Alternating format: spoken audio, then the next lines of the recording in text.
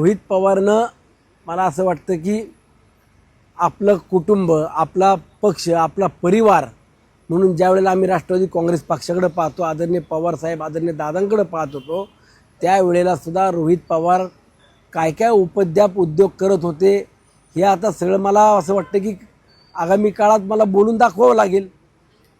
आजपर्यंत आम्ही गप्प आहोत, याचा अर्थ रोहित पवारांनाच बोलता येतं आणि आम्हाला बोलता येत नाही असं जर त्याच्या डोक्यात काय असेल तर त्यांनी ते विसरून द्यावं. मला व्यक्तिगत अजितदादांनी प्रेम दिलं.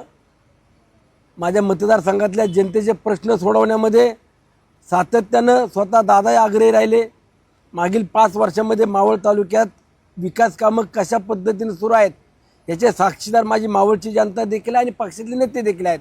ज्या पद्धतीनं दादांनी मला साथ दिली, ज्या पद्धतीनं दादांनी मला सांभाळलं, त्याच पद्धतीनं सुनित्रा वहिनी देखील मला साथ देत आहेत. माझ्या प्रत्येक कामाला, प्रत्येक विषयांना गांभीर्याने घेऊन कसं काम मार्गी लागेल किंवा इथले प्रश्न कसे सुटतील हे स्वतः सुनित्रा वहिनी पाहत आहेत.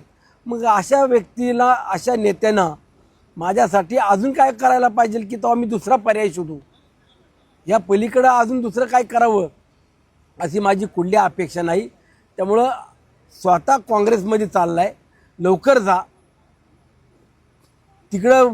तुतारी पक्षाचं काय विसर्जित करायचं तो करून टाक आणि स्वतःला काय राष्ट्रीय नेता व्हायचा हो, पण दुसऱ्यावरती बेछूट आरोप करू नकोस. नाही बघा, शेवटी एखादा व्यक्ती, जबाबदार व्यक्तीला असे वक्तव्य करत असेल तर माणसाच्या मनात संभ्रम तयार होतो आणि तो संभ्रम करण्याची किंवा खोटं बोलून समोरच्याला खरं कसं वाटेल याची स्ट्रॅटर्जी आता रोहित पवारला चांगली जमलेली आहे.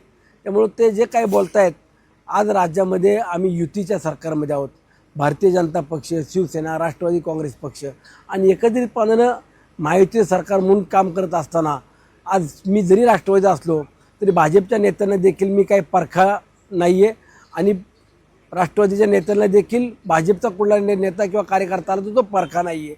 हे आपण आपल्यापणानं जपणं किंवा आपण एकत्रितपणानं काम करणं हाच युतीचा धर्म आहे आणि तो आगामी काळामध्ये आम्ही सर्वजण पाळून काम करू.